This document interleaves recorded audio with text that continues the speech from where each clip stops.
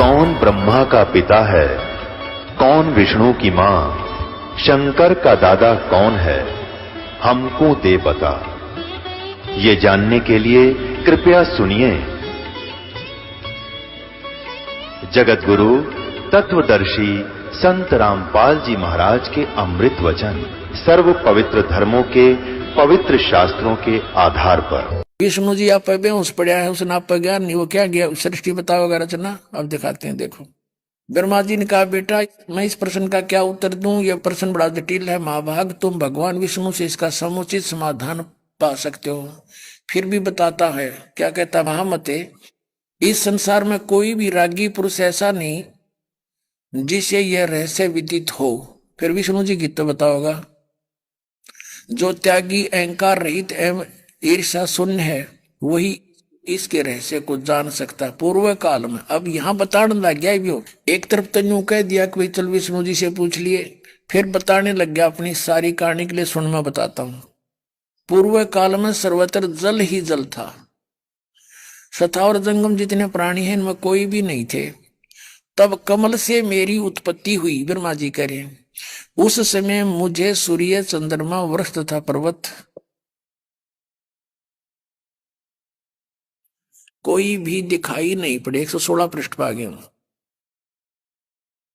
मैं कमल की कणका पर बैठकर विचार करने लगा, इस अगाध जल में मैं कैसे उत्पन्न हो गया, कौन मेरा रक्षक है, तथा इस प्रलय काल में सृष्टि एवं संहार करने वाले कौन विशिष्ट पुरुष है। कहीं भी स्पष्ट रूप से भूमि भी नहीं दिखती जिस पर यह जल टिका हुआ है, और यह कमल कैसे उत्पन्न हुआ जिस पर मैं बैठा हूं। इसका भाव यह है कहने का, यों विचार करके मैं जल में उतरा, 1000 वर्ष तक पृथ्वी का अन्वेषण करता रहा। इस पर भी मुझे उस जल का कहीं और छोर नहीं मिला। इतने में आकाशवाणी हुई, तप करो तप करो। तब मैंने तपस्या आरंभ की, कमल पर बैठे ही 1000 वर्ष तक तप करता रहा। फिर उसी समय सृष्टि करो ऐसी आकाशवाणी सुनाई पड़ी। उसे सुनकर मैं बड़े आश्चर्य में पड़ गया, सोचा कि किसकी सृष्टि करूं अथवा मेरा क्या कर्तव्य है। उसी समय मधु और कैटब नाम के 2 भयंकर दानव सामने आ गए, राक्षस। वे उस महावरण में मुझसे युद्ध करने की इच्छा प्रकट करने लगे। मैं उनसे भयभीत हो उठा। तब कमल का डंठल पकड़कर जल में उतरा, डरता नीचे सपीट तो उतर लिया।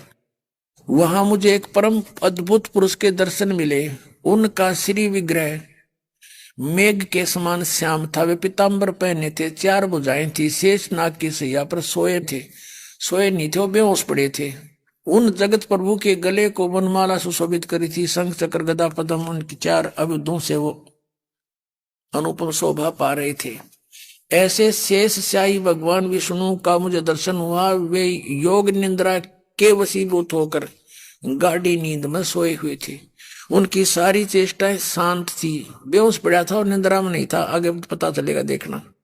नारद जी, ब्रह्मा जी बता रहे अपने पुत्र नारद को, शेष नाग की सैया पर सोए हुए उन प्रभु को देखकर मेरा मन चिंतित हो उठा। इतने में भगवती योग निंद्रा याद आ गई। मैंने उनका सत्वन किया। तब वे कल्याणमयी भगवती श्री विष्णु के विग्रह से निकलकर, श्री विष्णु के शरीर से निकलकर अचिंत रूप धारण करके आकाश में विराजमान हो गई। दिव्य आभूषण उनकी छवि बढ़ा रहे थे।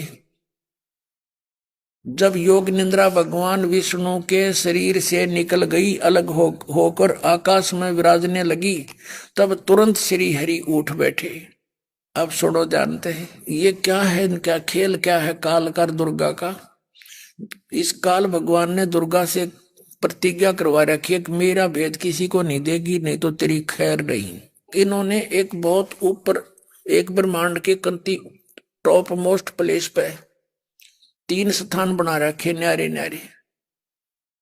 एक रजोगुण प्रधान क्षेत्र, एक तमोगुण प्रधान क्षेत्र, एक सतोगुण प्रधान क्षेत्र। जैसे एक मकान में 3 कक्ष हों, 3 कमरे हों, और एक कमरे में अश्लील चित्र लगे हों, दूसरे में साधु संत फकीरों के चित्र लगे हों, और तीसरे में सूरवीरों के यानी देशभक्तों के चित्र लगे हों। तो जब वो अश्लील चित्रों वाले कमरे में इंसान जाता है कक्ष में, तो वैसे ही बकवाद मन में उठने लग जाती है, ऐसा ही विचार बन जाते हैं। और जब दूसरे कक्ष में जाता है जहाँ साधु संत फकीरों के फोटो उनके चरित्र लिखे हों, तो उन जैसा शांत स्वभाव बन जाता है। और तीसरे में जहाँ देशभक्तों के और सूरवीरों के और शहीदों के फोटो लगे हैं, तो उनकी गाथाएं याद करके खून खोलने लग जाता है। ऐसे इसने वहां ऊपर 3 स्थान बना रखे। जब ये अपनी पत्नी दुर्गा को रजोगुण प्रधान क्षेत्र में ले जाता है और वहां रखता है इसको, और वहीं से विलास करता है। जब ये पुत्र उत्पन्न होता है ब्रह्मा, जब तक उसको वहीं रखता है और वहां रहने से उसके अंदर रजोगुण बना रहता है, तो रजोगुण के प्रभाव से उसकी उत्पत्ति होती है, तो रजोगुण युक्त हो जाता है। फिर उसको कोमा में रखते हैं, उनकी परवरिश जारी रखते हैं जब तक ये युवा होते हैं, इनको बेहोश रखते हैं। तो जब ये युवा हो गए, ब्रह्मा को कमल के फूल पर रख दिया, विष्णु जी को ऐसे उत्पन्न किया सतोगुण प्रधान क्षेत्र में, वहां पर ये दुर्गा लक्ष्मी का रूप धारण कर लेती है और ये काल विष्णु रूप धारण कर लेता है। उन्हीं के उन्हीं उन्हीं की शकल का वो विष्णु उत्पन्न हो जाता है, लेकिन वो सतोगुण युक्त हो जाता है। ऐसे ही फिर तमोगुण प्रधान क्षेत्र में जाते हैं ये दोनों, वहां ये पार्वती का रूप बना लेती है दुर्गा, और काल ये शिव जैसी वेशभूषा कर लेता है जैसा आप देखते हो। और इनके दोनों के संयोग से जो पुत्र उत्पन्न होता है, उसी की आकृति का, उसी को निहार का बन जाता है, उसी के स्वरूप बन जाता है। तो तीनों को ऐसे बेहोश रखते हैं और इनकी परवरिश जारी रखते हैं। अब आपने देखा जब ये युवा हो गए, ब्रह्मा को तो कमल के फूल पर बैठा कर सचेत कर दिया। यो ब्रह्मा तो आप कह रहा है कि जब मैं कमल के फूल पर बैठा था, मैंने अपने आप को कमल के फूल पर बैठा पाया, और मुझे नहीं मालूम मेरा रचने वाला कौन है, मैं कैसे कहां से आ गया। तो इसने वह सृष्टि कैसे बता दी कि सदाशिव ने अपने अंदर से दुर्गा निकाली, ये मारे सट्टे फिर वहां पर। तो ये यहाँ पर ये नकलीपन है इन लोगों का। अब यहाँ जो ये अपने विषय में बता रहा है कि जब से ये होश में आया, उसके आगे की जो बात करे वो ठीक है इसकी, उससे पहले की गलत बकवास कर रहा है। अब यहाँ काल के खेल, वो राक्षस भेज दिए, ऊते नीचे उतरे नहीं था, डरता हो, फिर सपीटता है नीचे। ये इकट्ठे करने थे तीनों, विष्णु जी वहां बेहोश पड़ा, क्योंकि उसके अंदर वह दुर्गा भूतनी की तरह प्रवेश होगी अन्य रूप बना के। और जब वह निकली तो उसमें आ गया, जैसे यहाँ देखते हो प्रेत आत्माएं आ जाती हैं, वो अचेत हो जाती है वो, और वो निकल जाती है भूतनी, फिर वो ठीक हो जाती है। तो ऐसे भूतनी की तरह विष्णु जी में प्रवेश थी वह, ये तो प्रत्यक्ष प्रमाण है। उसके निकलने के बाद सचेत हो गया, तो इसको अचेत रखा हुआ था इनको सबको। ये देखिए फिर पढ़ो एक बार, ये क्या बता रहा है कि ऐसे शेषशाही भगवान विष्णु के दर्शन हुए, वे योग निद्रा के वशीभूत होकर गाढ़ी नींद में सोए पड़े थे। उनकी सारी चेष्टाएं शांत थी। नारद जी शेषनाग के सैया पर सोए हुए उन प्रभु को देखकर मेरा मन चिंतित हो उठा। इतने में भगवती योग निद्रा याद आ गई। मैंने उनका सत्वन किया, तब वे कल्याणमयी भगवती विष्णु के विग्रह माने शरीर से निकलकर अचिंत रूप धारण करके आकाश में विराजमान होगी। दिव्य आभूषण उसकी छवि बढ़ा रहे थे, सारे आभूषण पहन रही थी। और जब योग निद्रा या दुर्गा थी वैसे अपना अन्य रूप बढ़ा के इसमें प्रवेश थी, भगवान विष्णु के शरीर से अलग होकर आकाश में विराजने लगी, तब तुरंत श्री हरि उठ बैठे। यो होश में आ गया विष्णु जी, ये बेहोश पड़ा था पहले। तो ऐसे इन तीनों को ही ब्रह्मा जी खुद कहता है, मैं कमल के फूल पर बैठा था, मुझे नहीं मालूम मैं कितना उत्पन्न हो गया। ऐसा गाद जल में 1000 वर्ष तक ढूंढता रहा, कहीं और छोर नहीं मिला। फिर आकाशवाणी कर दी काल ने, तप करो तप करो। इनको बैटरी चार्ज करवा लेता है अपने प्रयोग के लिए, तप करके। तप किसी वेद में नहीं है, ये यहाँ से ब्रह्मा ने तप ले लिया कि आकाशवाणी करी थी इस काल ने, और इसने सोचा भगवान का आदेश है। ये इनका भगवान ने ना समझ मारा अभी तक। तो इस ब्रह्मा जी ने आगे वेदों को साथ लेकर, वेदों में कहीं तप करने का नहीं है, किसी भी सदग्रंथ में तप करने का नहीं है, बल्कि विरोध किया उसका। और ये तप इसने आकाशवाणी मान ली भगवान किया थी काल की, तो इसका ये डंगा साथ हटा दिया सब ऋषियों में। ये सारे बैठे रहे आंख नीचे हजारों वर्षों तक, इनमें सिद्धियां आ गई, फिर ये बकवाद करने लगे एक दूसरे पर प्रभु पाकन खातिर। इनकी सारे की ब्रेन मट्टी करवा दी इस काल में। अब जो प्रसंग चल रहा है कि फिर विष्णु जी होश में आ गया, है। उसने मधु और कैटब राक्षस को मार दिया, 5000 वर्ष तक लगा रहा और मरे भी तब विष्णु जी से जब वह दुर्गा नीचे आ गई सुंदर औरत बनकर, और मधु और कैटब उसकी तरफ देखने लग गए बकवाद दृष्टि थे, तब पीछे तक विष्णु जी ने मारे।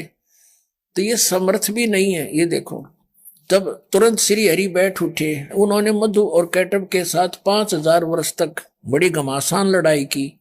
तब वे दैत्य मरे। पहले देवी के कटाक्ष से मधु और कैटब मोहित हो गए थे। इसके बाद भगवान विष्णु ने गोद में लटाकर उन्हें वही प्राणों से रहित कर दिया।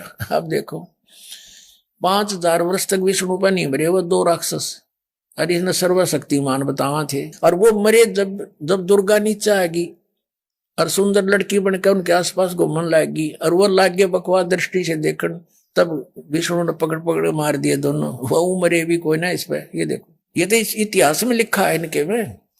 पहले देवी के कटाक्ष से मधु और कैटब मोहित हो गए थे उसकी तरफ देख देख कर। उसके बाद विष्णु ने उनको गोद में लटाकर मारा। अब वहां मैं और भगवान विष्णु 2 थे, वहीं रुद्र भी आ गया, शंकर भी। अब शंकर जी को कैलाश पर्वत पर इसको बेहोश कर रखा था, वहां कोमा में रखा, ये युवा हो गया, वहां से इसको प्रेरित कर दिया, युवा आ खड़ा करा, ये तीनों इकट्ठे कर दिए। अब तीनों को बैठा कर विमान, फिर वह दुर्गा आ गई सामने ऊपर खड़ी होगी, इनको एक विमान आया ऊपर तक।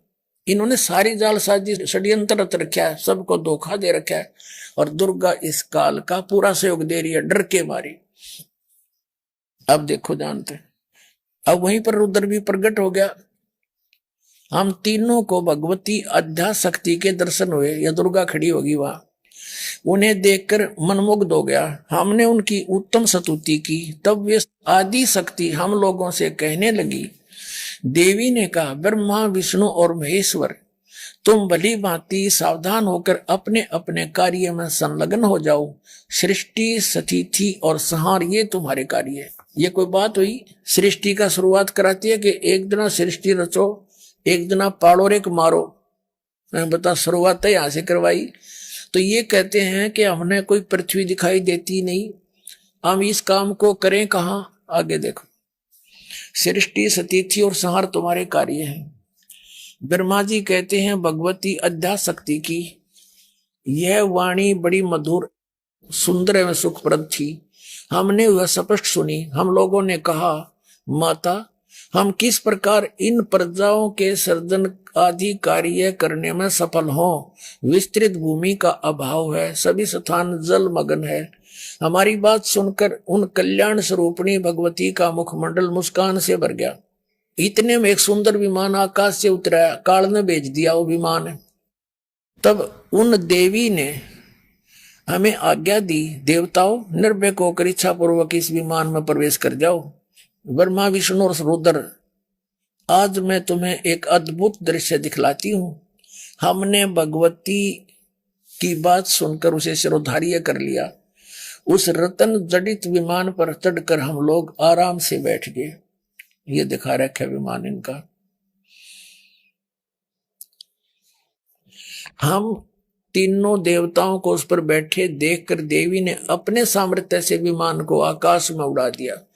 ब्रह्मा जी कहते हैं, मन के समान तीव्र गति से चलने वाला वह विमान जिस अपरिचित स्थान पर गया, वहां संपूर्ण फलों से लदे हुए अनेक सुंदर वृक्ष थे।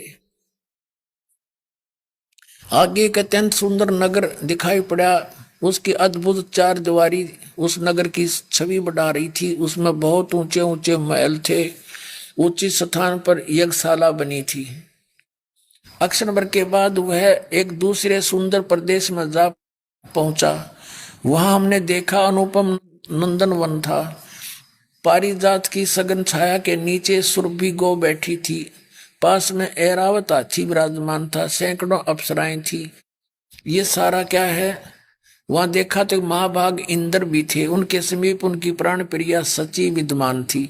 ये पहुंच गए वहां महास्वर्ग के अंदर, एक महा इंद्र ब्रह्मलोक के अंदर। इस काल ने ये बहुत बड़ी रचना कर रखी है।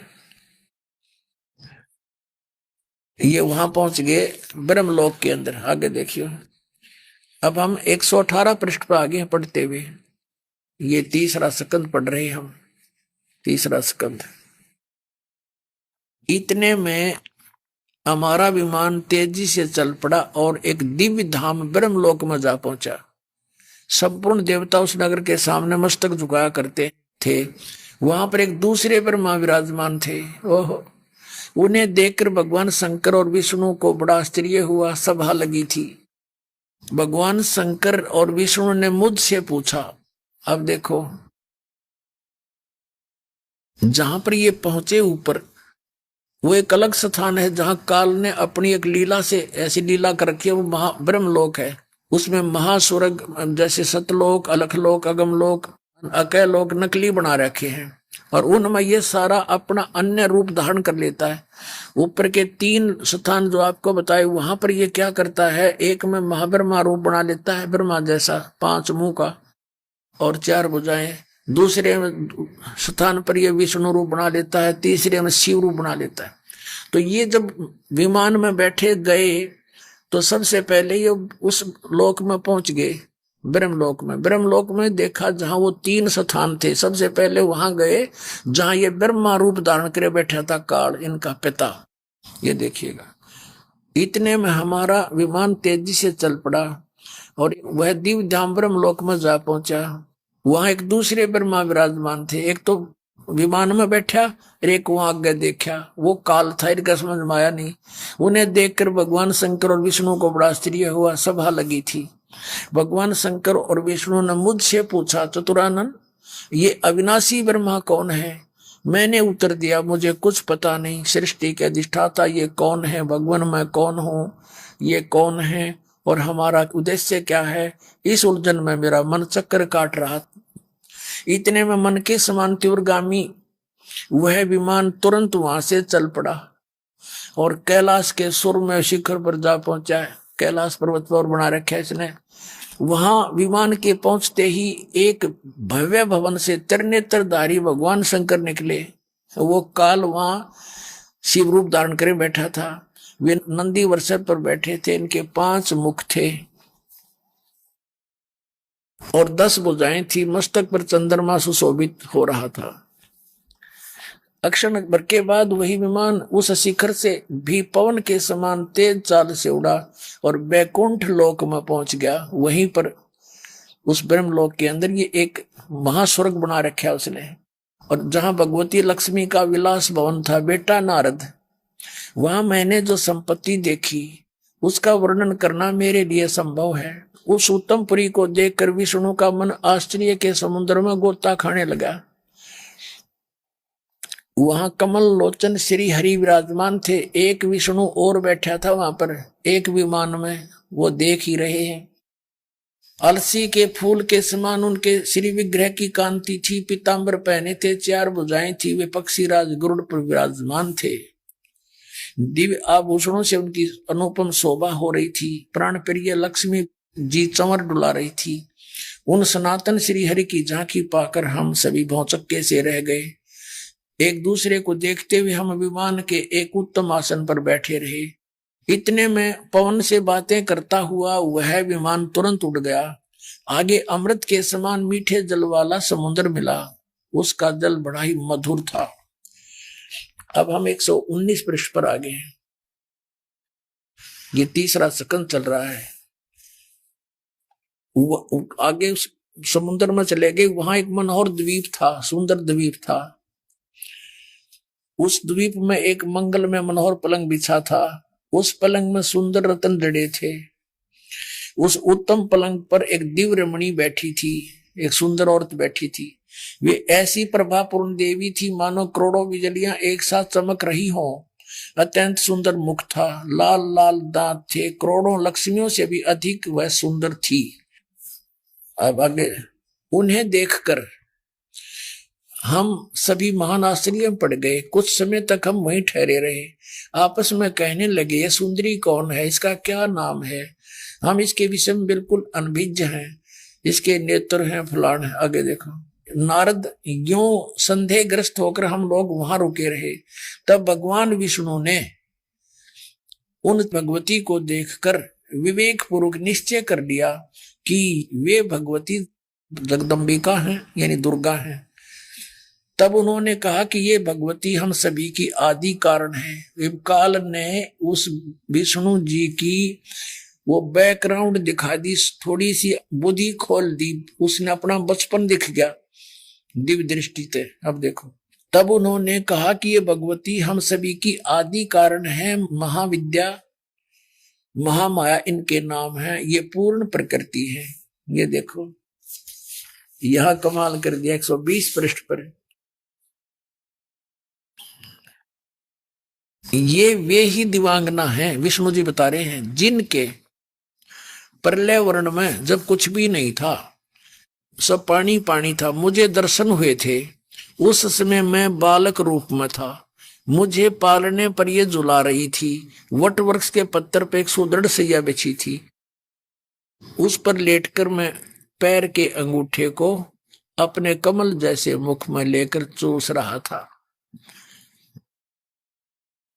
इन्हें देखकर मुझे पहले की बात याद आ गई, ये हम सबकी जननी है। अब आगे समझ में आपका। अब विष्णु जी खुद कह रहे हैं कि मैं छोटा सा बालक था और जब इसके दर्शन हुए, मैं पिछली बात याद आ गई, थोड़ी सी झलक दिखा दी इसको कि मैं छोटा सा बालक पालने पर झूल रहा था, रिया मैंने झुला रही थी। अब देखो, अब 123 पृष्ठ पर आ जाते हैं। ब्रह्मा जी बताता हुए आ रहे हैं 123 पृष्ठ पे, तीसरा स्कंद। अब विष्णु जी अपनी माता दुर्गा की स्तुति करते हैं, तुम शुद्ध स्वरूपा हो, सारा संसार तुम्ही से उद्भासित हो रहा, मैं ब्रह्मा और शंकर हम सभी तुम्हारी कृपा से विद्यमान है। हमारा आविर्भाव माने जन्म और तिरोभाव माने मृत्यु हुआ करता है। हमारा तो जन्म मृत्यु होता है, केवल तुम ही नित्य हो, जगत जननी हो, प्रकृति और सनातनी देवी हो। एक तो प्रकृति दुर्गा को कहते हैं और ब्रह्मा विष्णु महेश नासवान है। ये दो कंसेप्ट तो यहां तक क्लियर हो गए। आगे देखो, भगवान शंकर बोले, देवी यदि माँ बाग विष्णु तुम्ही से प्रकट हुए हैं तो उनके बाद उत्पन्न होने वाले ब्रह्मा भी तुम्हारे बालक हुए। फिर मैं तमोगुणी लीला करने वाला शंकर क्या तुम्हारी संतान नहीं हुआ? अर्थात मुझे भी उत्पन्न करने वाली तुम ही हो। संपूर्ण संसार की सृष्टि करने में तुम बड़ी चतुर हो। इस संसार की सृष्टि, स्थिति और संहार में तुम्हारे गुण सदा समर्थ है। उन्हीं तीनों गुणों से उत्पन्न हम, रजगुण ब्रह्मा, सतगुण विष्णु, तमगुण शंकर समझो। ब्रह्मा विष्णु एवं शंकर नियमानुसार कार्य में तत्पर रहते हैं। अब पुण्यात्माओं, परमात्मा ने सिंपल वे से बोला था, धर्मदास ये जग बोराना, कोई न जान ये पद निर्वाणा, यही कारण मैं कथा पसारा, जग से कहिए वो राम ने आरा। अब मैं तुमसे कहूं चताई, त्रिदेवन की उत्पत्ति भाई। माँ अष्टंगी पिता निरंजन, ये जम दारुण वंशन अंजन, पहले कीन निरंजन राई, पीछे से माया उपजाई। माया रूप देख अति शोभा, देव निरंजन तन मन लोभा। तीन पुत्र अष्टंगी जाए, ब्रह्मा विष्णु शिव नाम धराए। धर्मराय किन्ने भोग विलासा, माया को रही तबासा। तीन पुत्र अष्टंगी जाए, ब्रह्मा विष्णु शिव नाम धराए। उस समय किससे नहीं माना? अरे हमारे धर्म गुरुओं ने परमात्मा के साथ वो कुबद करी, उनकी सारा इतिहास धीरे धीरे बताएंगे आपको, कैसे जुल्म गुजारे थे नकलिया ने। और वो परमात्मा सच्ची कहा करते कि ये ऐसे अराध हमारे सदग्रंथ ये सच्ची बता रहे हैं। अब देखना, अब हम ये शिव पुराण में आगे हैं, देवी पुराण रख दिया हमने। गीता प्रेस गुरुकुल से प्रकाशित है, ये वही की वही है जो पहले आपको दिखाई थी। हनुमान प्रसाद पोदार इसके संपादक हैं। गोविंद वन कार्यालय कोलकाता का संस्थान, ये यहाँ से गीता प्रेस गुरुकुल से छपी है। अब इसमें हमने यहाँ तक पढ़ा था। अब ब्रह्मा जी यहाँ बता रहे हैं 99 पृष्ठ पे, यहाँ से शुरू हुआ था। ब्रह्मा जी ने यहाँ से पूछा था, अपने पुत्र नारद की बात सुनकर लोक पिता में ब्रह्मा इस प्रकार बोले। नारद जी ने पूछा था कि संसार की सृष्टि किसने की, कैसे रचा संसार? ब्रह्मा जी ने कहा, ब्रह्मन देव श्रीमण, तुम सदा समस्त जगत के उपकार में लगे रहते हो, तुमने लोगों के हित की कामना से उत्तम बात पूछी है। अब यहाँ बताते हैं जिस समय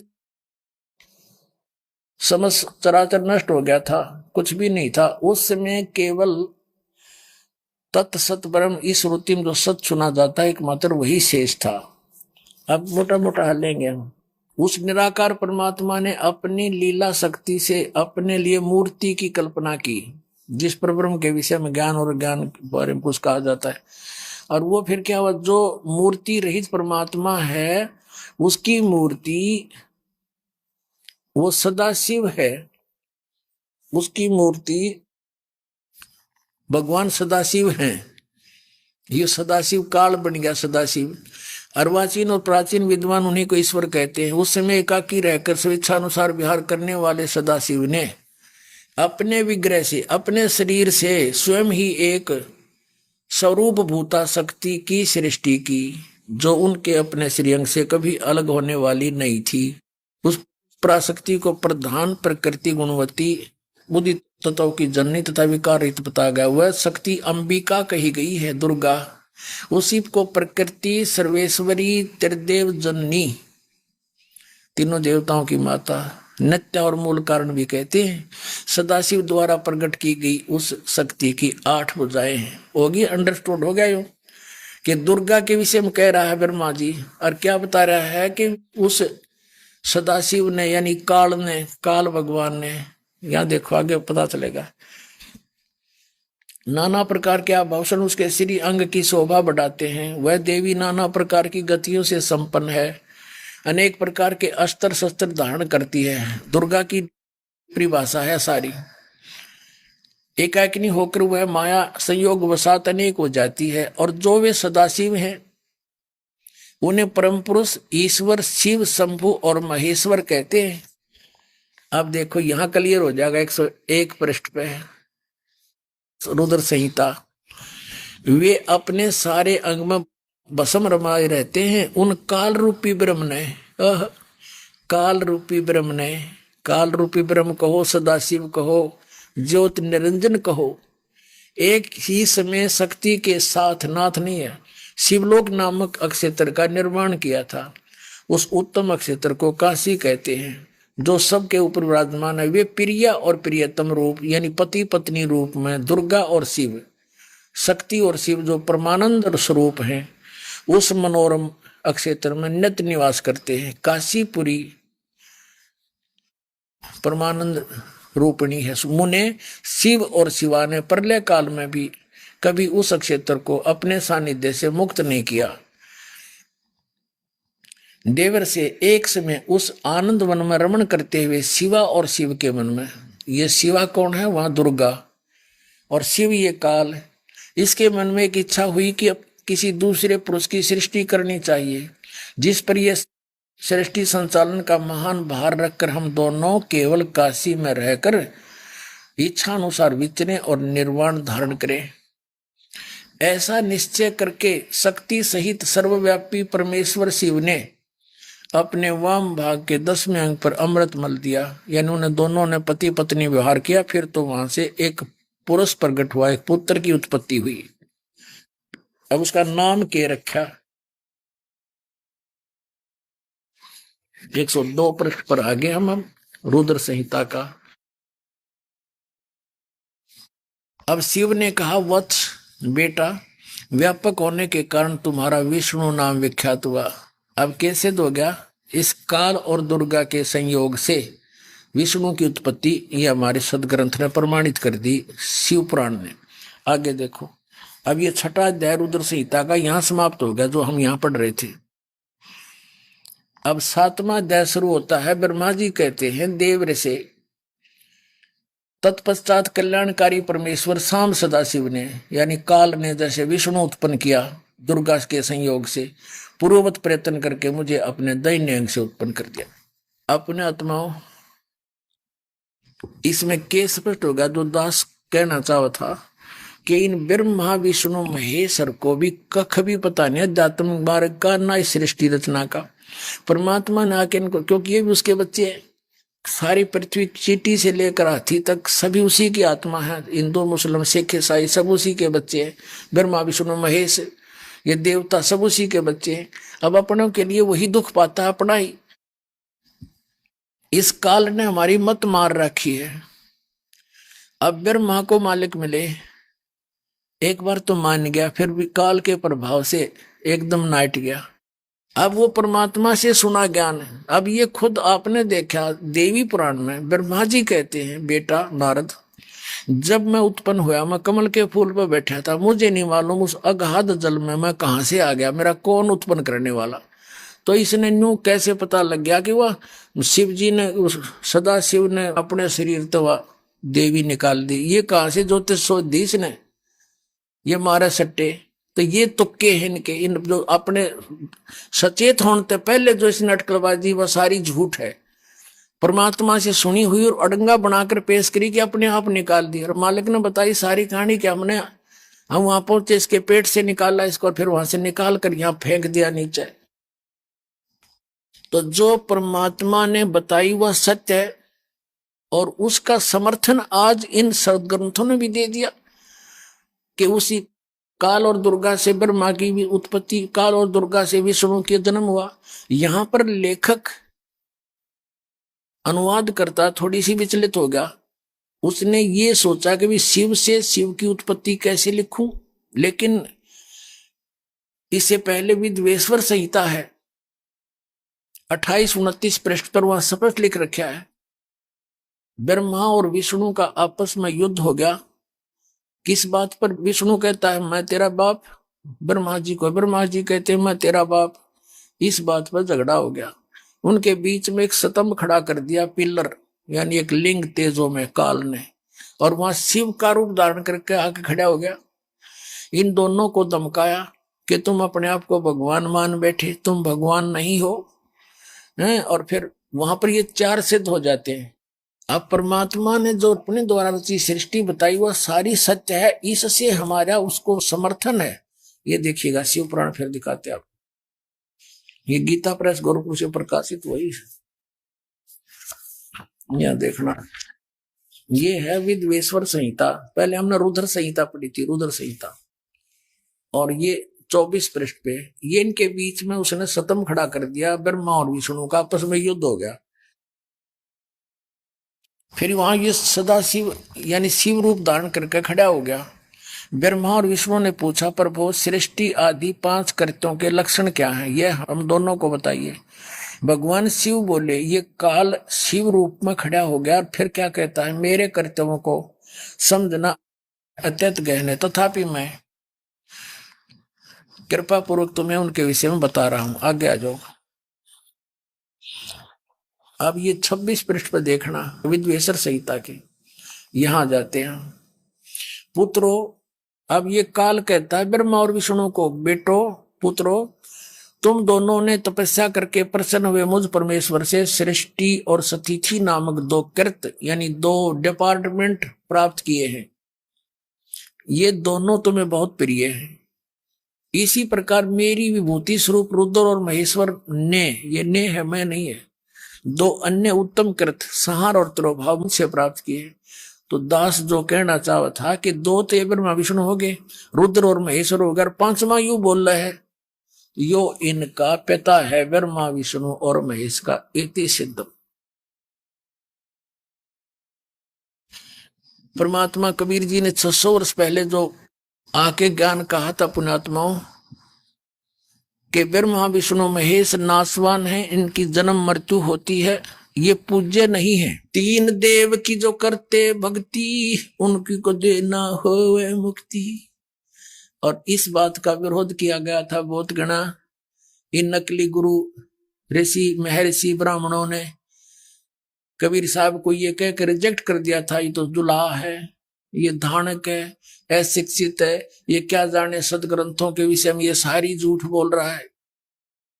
और परमात्मा कहा करते थे कि साच कहूं तो जग नहीं माने, पर झूठ कही ना जाई हो, ये ब्रह्मा विष्णु शिव जी दुखिया जिन ये राह चलाई हो। अपने आत्माओं, जो दास ये सिद्ध करना चाहा था आज के सत्संग में कि परमात्मा कौन है। परमात्मा वो है जिसने वेद पढ़े नहीं और गीता पढ़ी नहीं, अक्षर ज्ञान नहीं था जिसको हम मानते हैं, संस्कृत भाषा नहीं जाने थे। और उन्होंने वो सारी सत्य कथा 600 वर्ष पहले बता रखी, जो हमारे गुरु ऋषि ब्राह्मणाचार्य और शंकराचार्यों ने आज तक ज्ञान नहीं सदग्रंथों में लिखा, और उसी का समर्थन हमारे सदग्रंथों ने बताया। तो who is God? Kabir is God. और सौभाग्य आपका, आपको परमात्मा के इस ज्ञान सुनने का अवसर मिल गया। अपना कल्याण कराओ और नाम लो, और सब ने जा बताओ सच्चाई कहां पर है, सबका कल्याण होगा।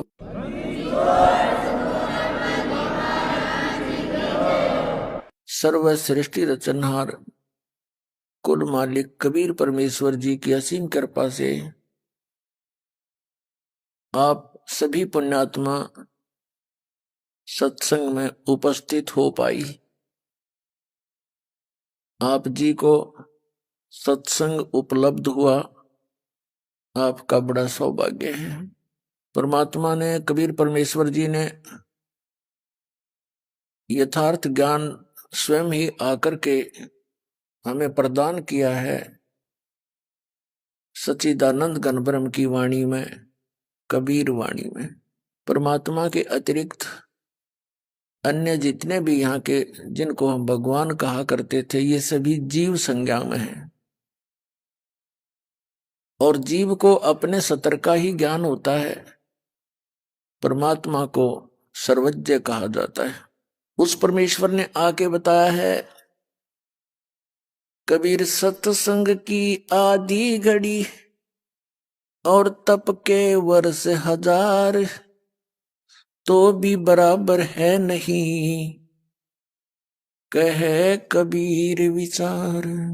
अब परमेश्वर ने अपने ऊपर ही सब उदाहरण देकर के हमें समझाने की चेष्टा की है। कबीर राम बुलावा भेजिया, दिया कबीरा रोए, जो सुख है संत के संग में, वो बैकुंठ में ना होए। मात पिता मिल जाएंगे 184 माह, सतगुरु सेवा और बंदगी या फिर मिलन की ना। पुण्यात्माओं, जिस लोक में आप रह रहे हो, ये लोक रहने का नहीं है। ये तो ऐसा है जैसे हम विवश होकर के कोई जेल में रह रहे हो। परमात्मा ने बताया है, एक पुन्नी एक पापी आया, एक है सूम दलेल रे, गरीब दास सतपुरुष भजन बिन, सब ही जम की जेल रे। आदरणीय गरीबदास साहिब जी को परमात्मा आकर मिले थे। उनको फिर सचखंड लेकर गए थे, सतलोक में, जहां परमात्मा रहते हैं और जहां हम पहले रहा करते थे। हम वहां गलती करके यहां काल की जेल में फंस गए। क्या बताया है कि एक पुन्नी एक पापी आया, एक है सूम दलेल रे, गरीब दास सतपुरुष भजन बिन, ये सब ही काल की जेल रे। जब तक हमें सतगुरु नहीं मिलते, सत्संग उपलब्ध नहीं होगा। और जब तक हमें सत्संग नहीं मिलेगा तो हमें ज्ञान नहीं होगा। जब तक हमें सत्संग नहीं मिला था तो हमने स्वर्ग तक को ही अंतिम सुख में प्लेस मान रखा था, सुख में स्थान मान रखा था। नरक की इच्छा कोई नहीं करता।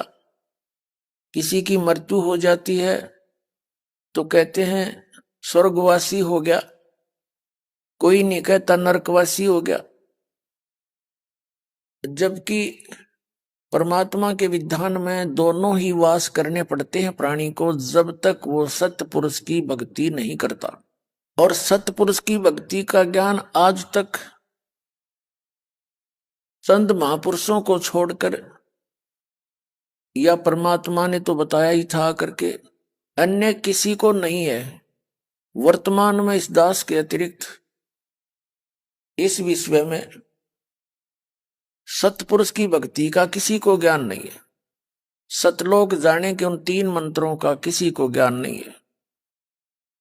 तो उन मंत्रों के बिना मोक्ष नहीं हो सकता, और वो मंत्र जिसके पास नहीं है तो वो मोक्ष प्राप्ति नहीं कर सकते। तो क्या बताए हैं, जब तक सत साधना नहीं मिलती, यहां किए हुए पुण्य के आधार से प्राणी स्वर्ग चले जाते हैं। वो स्वर्ग क्या है? स्वर्ग एक होटल समझो, रेस्टोरेंट।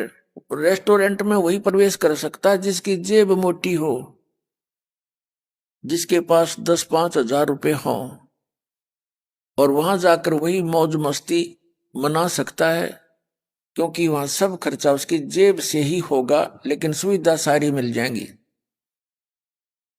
घंटी बजाते ही सेवादार आएगा, वांछित वस्तु जो वहां उपलब्ध होगी वो आपको प्राप्त कराएगा, और जेब आपकी ही ढीली होती चली जाएगी, यानी पैसा आपका खर्च होगा। ऐसे ही जो स्वर्ग में चले जाते हैं वो अपने पुण्यों की गठड़ी ले जाते हैं, वो परस भर के ले जाते हैं पुण्यों का, और वहां सारा खाली करके फिर वापस मुंह लटका के कंगाल हो करके आ जाते हैं। उसके उपरांत यहाँ का नियम है, जैसे कर्म करेगा वैसा ही फल मिलेगा। दोनों ही भोगने पड़ते हैं प्राणी को।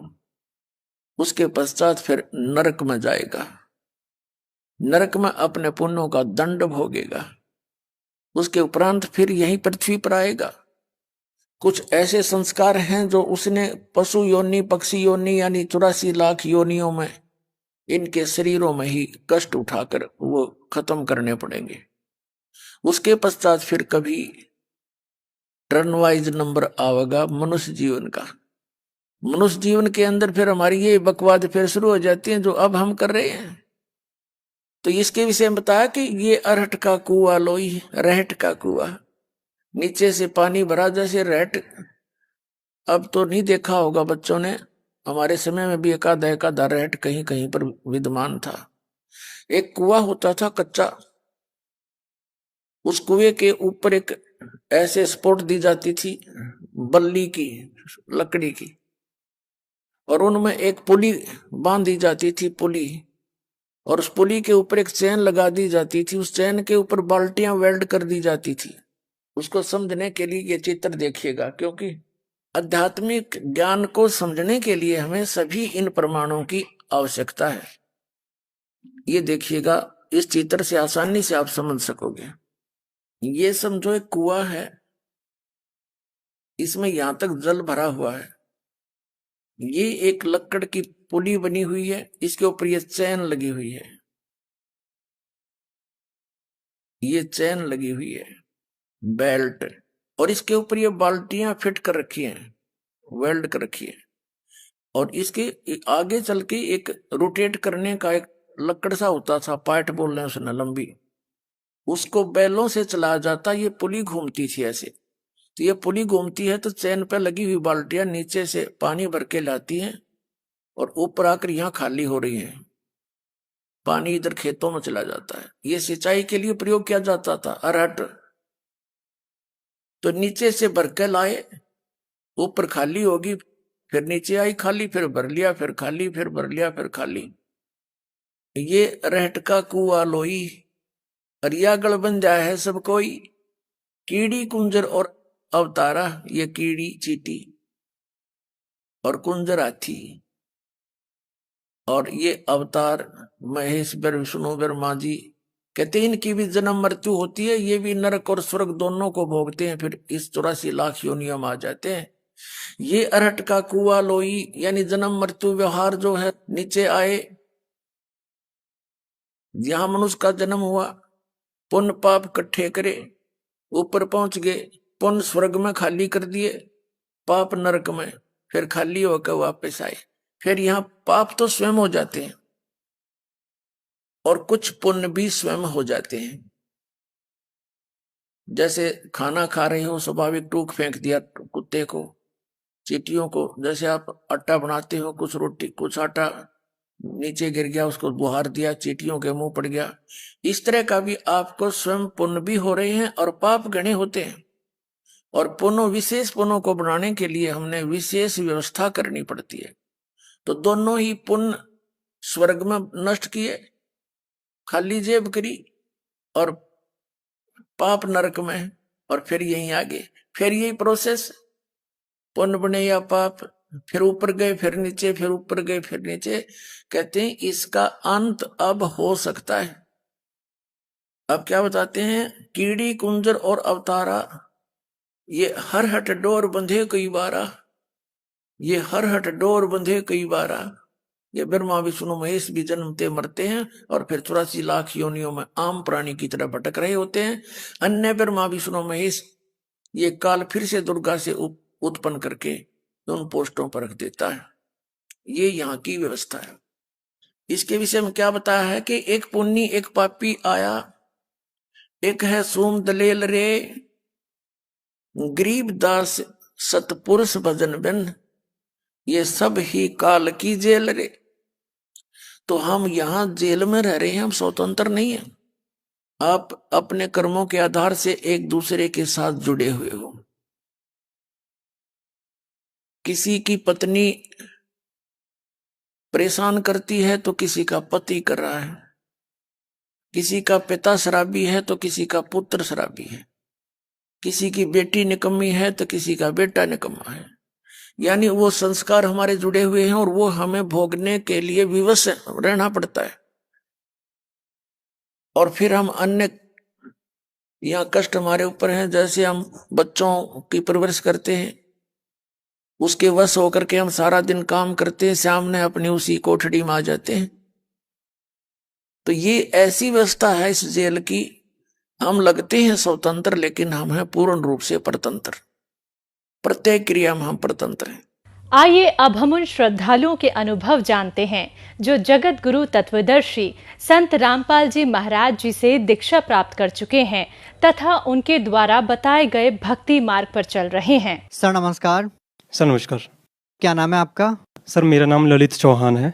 ललित जी कहाँ से आए आप? सर मैं डिस्ट्रिक्ट मंडी हिमाचल प्रदेश से हूँ। सर क्या करते हैं आप? सर मैं ग्रेजुएट हूँ और आजकल मैं कॉम्पिटिटिव एग्ज़ाम की प्रिपरेशन कर रहा हूँ। सर संत रामपाल जी महाराज जी की शरण में आने से पहले आप क्या भक्ति साधना करते थे? सतगुरु रामपाल जी महाराज जी की शरण में आने से पहले मैं जो है जैसे अपने हिमाचल में नॉर्मल देवी देवताओं की पूजा होती है तो उनकी पूजा करना, और इसमें प्राथमिकता देता था जैसे विष्णु जी, दुर्गा जी हो गए, शिव जी और हनुमान जी हो गए, तो इनकी भक्ति साधना हम करते थे। और नॉर्मल जो भी अपने लोकल देवी देवता थे उनकी भक्ति साधना करना, बलि प्रथा हमारे काफ़ी मशहूर है तो मतलब वो चीज़ भी करते थे। साथ में जैसे श्राद्ध वगैरह कर्मकांड जो भी होते हैं वो सारी भक्ति क्रिया हम करते थे। ललित जी जैसे आपने बताया कि आप हिमाचल प्रदेश से बिलोंग करते हैं, तो आप बचपन से ही हिमाचल प्रदेश की पारंपरिक पूजाएं आप करते आ रहे थे, तो आपने संत रामपाल जी महाराज जी से नाम दीक्षा क्यों ली? देखिए सर, भक्ति साधना तो कर रहे थे, लेकिन जैसे पहले मैं जैसे सुधांशु महाराज से उनके प्रवचन सुनता था तो उनसे मेरे को इंस्पायरेशन नहीं मिली कि जैसे ब्रह्मा विष्णु शिव जी की भक्ति करनी चाहिए, यही सुप्रीम है। तो जैसे उनकी भक्ति करते करते फिर उसके बाद मैं जैसे गुरमीत राम रहीम जी के मतलब उनके सत्संग सुनना स्टार्ट किया, तो उससे पता चला कि परमात्मा एक है, उसका केवल ओम मंत्र है और जो है वो एक केवल डिवाइन लाइट है, मतलब फॉर्म में नहीं, आकार में नहीं है। तो उनके प्रवचन में लगभग 4-5 महीने सुने, समझे, तो फिर उससे मन में क्या हुआ कि मतलब एक प्रेरणा जागृत हुई कि गुरु बनाना आवश्यक है, ठीक है, क्योंकि गुरु बिना वैसे भी कोई गति नहीं है, वैसे बोला जाता है। तो वही चीज़ फिर मैंने फॉलो करना स्टार्ट की। तो जैसे मतलब मेरा प्लान था जाने का, मतलब गुरमीत राम रहीम जी से दीक्षा लेने का। तो बीच में क्या हुआ कि मेरे एक चाचा जी है, कश्मीर सिंह नाम है उनका, तो उन्होंने संत रामपाल जी से नाम दीक्षा ले रखी थी। तो उन्होंने एक बार क्या हुआ, मतलब जैसे मेरे को सत्संग दिए संत रामपाल जी महाराज के सुनने को कि एक बार इनको सुनिए, तो फिर उसके बाद आप निर्णय करना कि आपने किससे नाम दीक्षा लेनी है। तो उसके बाद मैंने संत रामपाल जी महाराज जी के सत्संग सुनना स्टार्ट किए। मैंने लगभग 6-7 महीने मतलब सुने थे। तो उसमें से मेरे को पता चला कि ब्रह्मा विष्णु महेश से भी कोई ऊपर शक्ति है। जब मैं छोटा था तो दिमाग में क्वेश्चन पैदा होता था कि मतलब ब्रह्मा विष्णु महेश मतलब इनका जन्म कैसे हुआ और क्यों हुआ, मतलब क्या मतलब कहाँ से आए हुए हैं। तो उस चीज़ का आंसर मेरे को नहीं मिल पाया था पहले। तो जैसे संत रामपाल जी महाराज जी से नाम दीक्षा ली, तो उसके बाद उनका ज्ञान वगैरह सुना, तो तब करके मेरे को पता चला कि ब्रह्मा विष्णु महेश मतलब इनके भी माता पिता है और इनकी भी उत्पत्ति और ये मतलब जन्म मृत्यु में आते हैं। ललित जी, जब भी हम संत रामपाल जी महाराज जी के शिष्यों से मिलते हैं तो वो निस्संदेह बताते हैं कि संत रामपाल जी महाराज जी सभी शास्त्रों के अनुसार भक्ति विधि बताते हैं, लेकिन हमें ये भी सुनने में आता है कि संत रामपाल जी महाराज जी देव देवताओं की भक्ति छुड़वाते हैं। आप हिमाचल प्रदेश से बिलोंग करते हैं, हिमाचल को देवी देवताओं की भूमि कहा जाता है। क्या वास्तव में संत रामपाल जी महाराज देव देवताओं की भक्ति छुड़वाते हैं? नहीं, देखिए, जब मैं संत रामपाल जी महाराज जी से नहीं जुड़ा था, जब तक इनका ज्ञान नहीं सुना, तो मेरे को भी ये लगता कि मतलब यही बात सच है कि संत रामपाल जी महाराज देवी देवताओं की पूजा छुड़वाते हैं, ब्रह्मा विष्णु शिव की पूजा छुड़वाते हैं। तो जैसे संत रामपाल जी महाराज जी का ज्ञान सुना तो उसे पता चला संत रामपाल जी महाराज देव देवताओं की पूजा छुड़वाते नहीं, बल्कि उनको मतलब शास्त्र अनुकूल बताते हैं, जैसा हमें हमारे भगवत गीता में बताया है। तो उस तरीके से वो हमको भक्ति साधना बताते हैं। जैसे हर एक जो धर्मगुरु है उनकी थ्योरी वैसे अलग है। अब जैसे सुधांशु महाराज जी के जैसे प्रवचन सुनता था तो ब्रह्मा विष्णु शिव जी को सुप्रीम बताते थे। गुरमीत राम रहीम जी के वचन सुने तो उसे पता चला कि परमात्मा निराकार है और उसका केवल वो मंत्र है। लेकिन जब संत रामपाल जी महाराज से नाम दीक्षा मतलब उनका सत्संग वगैरह सुना तो उसके बाद पता चला कि सुप्रीम गॉड कोई और है, वो साकार भी है और मतलब एक जैसे एक ह्यूमन बॉडी होती है वैसे उनके शरीर का भी आकार है। तो जैसे सत्संग सुना तो उनसे पता चला, जैसे संत रामपाल जी ने अपने जैसे पुराण है, अपने वेद है, गीता है, कुरान शरीफ है, बाइबल है, गुरु ग्रंथ साहिब है, उन सबसे प्रमाणित करके बताया कि परमात्मा साकार है और उसका नाम कबीर देव है। वही मतलब सुप्रीम गॉड है जिन्होंने सारी सृष्टि की रचना की। और सर जैसे बाकी धर्मगुरुओं की एक बात मैंने नोटिस की, वो मतलब शास्त्रों के अनुकूल जो है ज्ञान नहीं दे पा रहे हैं, ना ही उनके पास है कोई ज्ञान। शास्त्रों से वो प्रमाणित करके बताते नहीं कुछ भी, जो भी उन्हें सुनी सुनाई बातें हैं वो बताते रहते हैं जनता को। तो संत रामपाल जी महाराज की बात अच्छी लगी थी जब मैंने सुना था, तो उन्होंने प्रमाण सहित बताया ब्रह्मा विष्णु महेश की उत्पत्ति कैसे हुई और पूर्ण परमात्मा कबीर देव जी कैसे है। उन्होंने सारे मतलब सदग्रंथों से प्रमाण देके बताया है।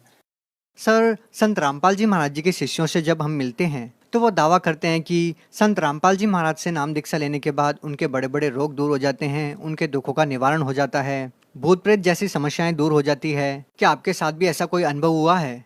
सर जैसे हम पहले ना देखो देवी देवताओं की भक्ति करते थे तो घर में से क्लेश वगैरह लड़ाइयाँ वगैरह काफ़ी ज़्यादा होती थी, मतलब मारपीट इतनी हो जाती थी जैसे मतलब ऐसा लगता था कि कभी कभार कोई हत्या भी ना हो जाए। तो जैसे घर में जैसे दादाजी वगैरह पापा जी वगैरह काफ़ी ड्रिंकिंग वगैरह करते, स्मोकिंग वगैरह काफ़ी करते, डेली करते थे। तो वैसे मतलब उनको उस चीज़ को ख़त्म के लिए हमने जैसे दवाइयाँ वगैरह भी दी, लेकिन कोई फ़र्क नहीं पड़ा। कुछ दिन आराम रहता लेकिन फिर से वही स्थिति स्टार्ट, लड़ाइयों वाली। तो उस टाइम अपना जैसे मतलब छोटे थे तो मतलब स्टडी का भी मतलब पढ़ने की उम्र थी, तो वो भी काफ़ी वो डिस्टर्ब हुई थी उस टाइम। तो जैसे आर्थिक स्थिति भी काफ़ी कमज़ोर हो गई थी, जितना कमाते थे वो भी मतलब घर पे नहीं उससे गुजारा हो पाता था। तो और जैसे बीमारियां भी काफ़ी मतलब वो थी।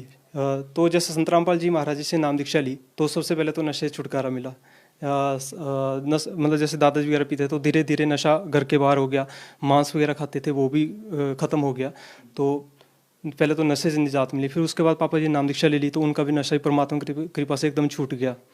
वैसे आपने कई ऐसे संस्थान देखे हुए जो नशा मुक्ति केंद्र है, तो वैसे वहाँ पे भी उतनी जल्दी फर्क नहीं पड़ता, लेकिन संत रामपाल जी महाराज के पास वो वचन शक्ति है जिससे कि मतलब हर एक किसी का कोई भी नशा हो, कितना भी बड़ा स्मोकर क्यों ना हो, वो सारा कुछ उससे निजात मिल सकती है।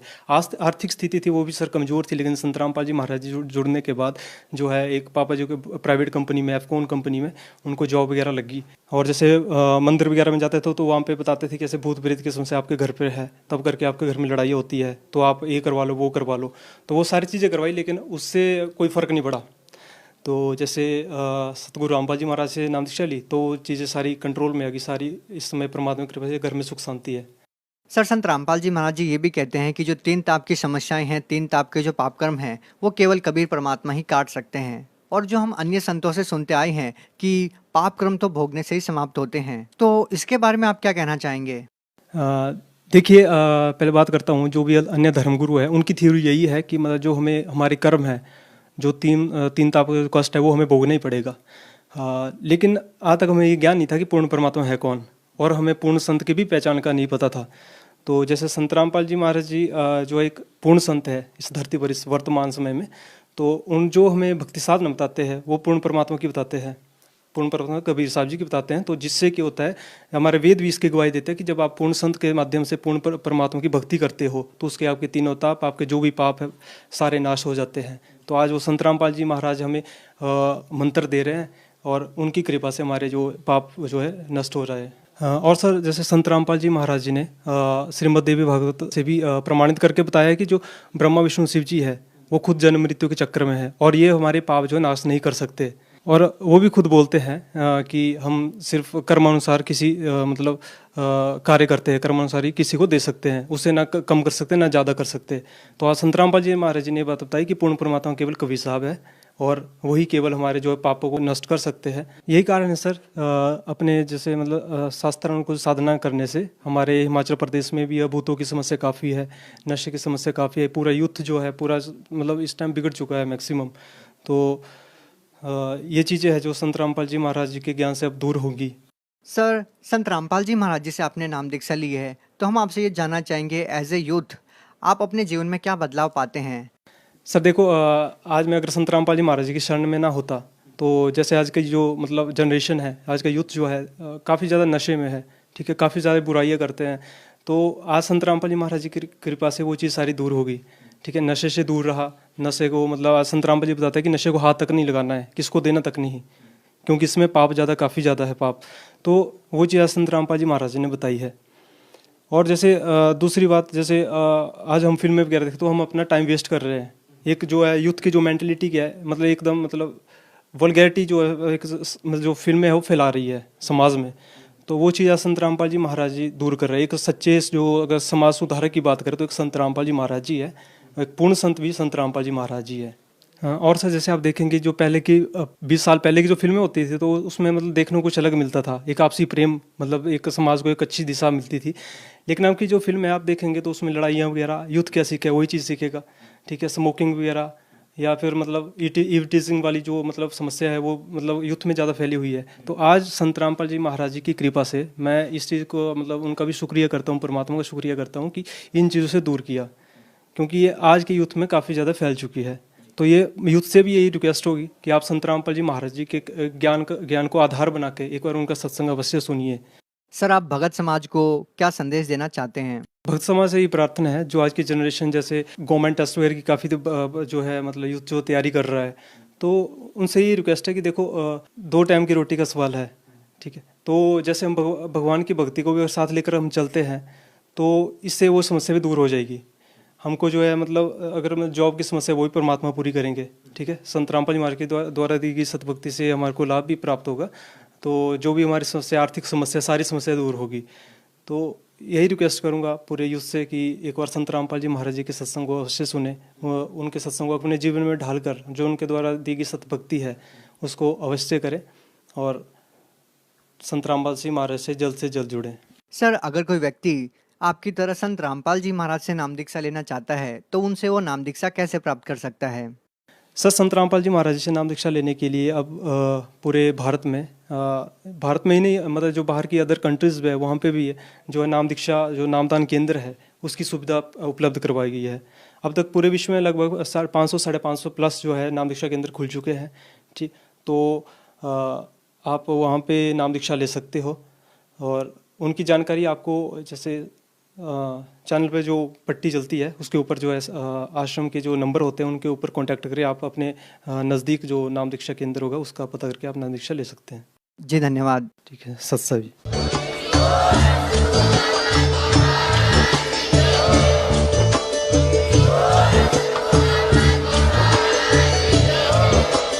आप सुन रहे थे जगत गुरु तत्वदर्शी संत रामपाल जी महाराज जी के मंगल प्रवचन। अधिक जानकारी के लिए विजिट कीजिए हमारी वेबसाइट www.jagatgururampalji.org। संत रामपाल जी महाराज जी के शुभ आशीर्वाद से पूरे विश्व भर में 500 से भी ज्यादा नाम दीक्षा केंद्र हैं, जिन पर संत रामपाल जी महाराज जी द्वारा